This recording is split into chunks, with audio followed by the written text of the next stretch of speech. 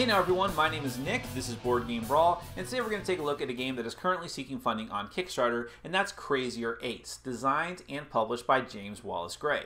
Now if you want to know more about the game, you can click on the link that's underneath this video and also down in the About section. That will take you to the Kickstarter campaign page where you can find out more information about the game and consider pledging to it as well. Now what is Crazier 8? Well, like I said, it's a card game, and this, as the name implies, it shares a lot of mechanics with games like Crazy 8 and also Uno, but it has some very unique elements that those games don't have. First and foremost, it has artwork on every single card. Each of the cards has special abilities that you use throughout the game, some of them permanent, some of them just one-time event cards to help you get ahead or to put your opponents behind.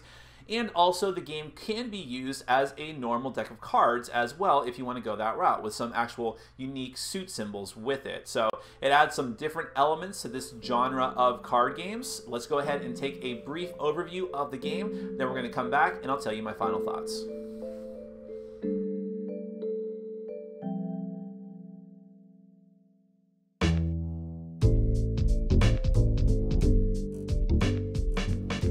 Okay, I'm just going to give you a brief overview of Crazier 8. This is a competitive card game where the goal of the game is to run out of cards. The first person to dump every card out of their hand is the winner. Now, I do need to mention that this is an earlier version of the game, and by the time the Kickstarter project is over and the campaign is funded, it might change from what you see here. There may be new cards, some of the rules might differ slightly, so please take this with a grain of salt. If you are interested in the Kickstarter campaign, I'm going to have a link at the bottom of the video and also down in the About section.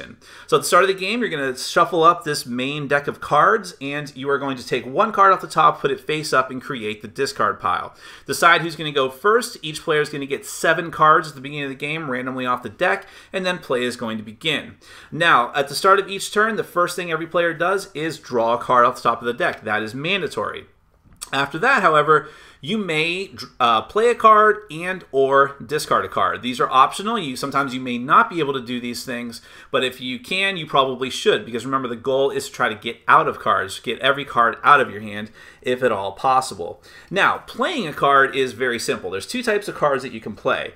This is an example of one of the cards, and down here at the bottom it will say either event or it will say permanent. Now, if it's an event card, very simply, you're going to play the card, show all the players the card that you just played, and apply the effect. Then it's going to get discarded underneath all the cards that are in the discard pile. So it goes to the bottom of that pile. Here's some examples of events. You have research, which is draw 3 cards and put 3 cards from your hand on top of the draw pile in any order. You have time shift, which lets you take an extra turn after this one. You have forbidden knowledge. A player of your choice draws 3 cards. You have Potion of Vitality. You may discard 2 additional cards this turn, assuming you still follow the rules. Those are just some examples of event cards, and those cards actually show up for each of the different suits, which I'm going to get to in a moment. Now, discarding a card has its own rules as well. You can't just randomly take a card from your hand and discard it. You have to follow the rules. And in this case, the card that you discard must match either or the color and suits, therefore, of the card that's on top of the discard pile, and or the rank of the card. Now, you can find the rank and a symbol denoting the suit as well as the color up here in the top corner. And at this point, I'll also point out that you can use this game as a standard deck of 52 cards, because there's 4 suits in the game, there's 52 cards, and each of the ranks just corresponds to the normal symbols you'd see in a deck of cards. So in this case, this would be like the ace. But in any case, if this is the card on the top, this means that I have to discard either a yellow sun symbol card or an ace card. Now, in honesty, the 8 random cards I drew for this overview, I don't have one of those, so I am not allowed to discard. And that's a bad thing. Remember that you're trying to discard and play a card every turn in order to go out. But if you can't discard, you can't discard. Play is going to go on to the next player. Now, there's one exception to this rule, and it's kind of where the game gets its name as well. And that is the 8 card, the Devious Dragon. There's one of these for each suit, but as you can see, they're kind of their own color as well, and they all have a special ability, the permanent effect. At the beginning of your turn, destroy a card of your choice that is in play on the table. Destroyed cards are put on the bottom of the discard pile. That's what happens if you just play this card in front of you as a permanent. On the other hand, if you want to discard a card and you really can't discard anything else, you can always choose to discard an 8 card. I'll just go ahead and call them Crazy 8s.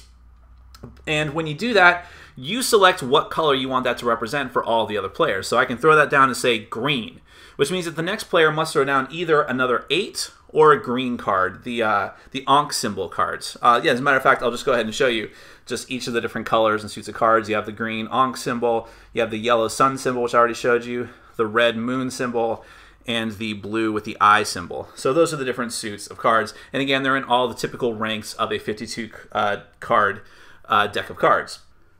And that's basically the game. You're going to draw cards, play and discard cards if you can, try to do some nasty effects to other players while trying to protect yourself from their nasty effects, and try to get out of cards and be the first one to do so. And if you are that person, you win the game. That's Crazier 8s.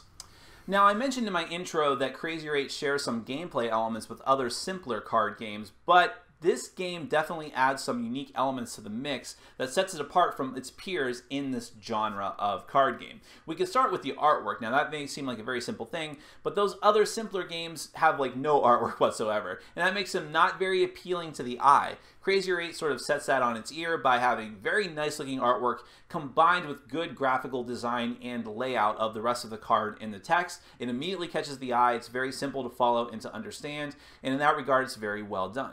Now, the gameplay elements itself. While the gameplay itself is very simple as far as just drawing a card, playing a card, discarding a card, the extra element of the special powers on the cards, combined with how you use those together with your ability to discard, that's what sets Crazier 8s apart. Every card does something different. Every card has different suits, which means that you have to make the important decision of, do I play this card for either its event effect or for its permanent effect, or if this is the only card I can discard on this turn, do I just sacrifice that and play something weaker? Because every turn that you're not both playing and discarding a card is a turn where you're being set back, and you may possibly fall back behind your opponents. The goal is to go out as quickly as possible, so you need to do that in the most efficient way possible.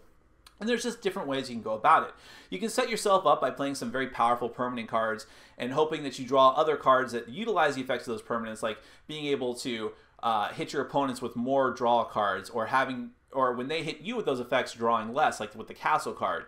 You can do that, set yourself up for the long run, or you can just try as quickly as you can to go out and potentially sacrifice some long-term gains if you just don't happen to draw the cards that you need right away to go out very quickly. And remember that your opponents are constantly doing things to you to trip you up, and so you need to be aware of that, defend against it, try to do the same things to them in its most efficient way possible.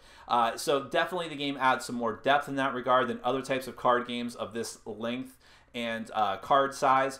There's also some of the cards can combo together very well. I'm thinking of the research card in particular, getting rid of some of your bad cards in order to draw more, taking that gamble there, but potentially setting yourself up to do much better in future turns. So there's a lot of different elements to this game that normal card games just don't have. But remember that you could always just use this deck of cards as a normal deck of cards, so you do have that option. So it's just an extra little added bonus.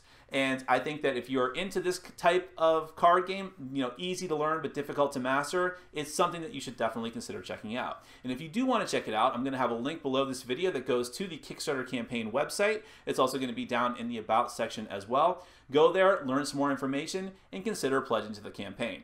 This has been Crazier 8s from James Wallace Gray. My name is Nick. This has been Board Game Brawl, and I'm reminding you to get out there and game every day in every way. Take care.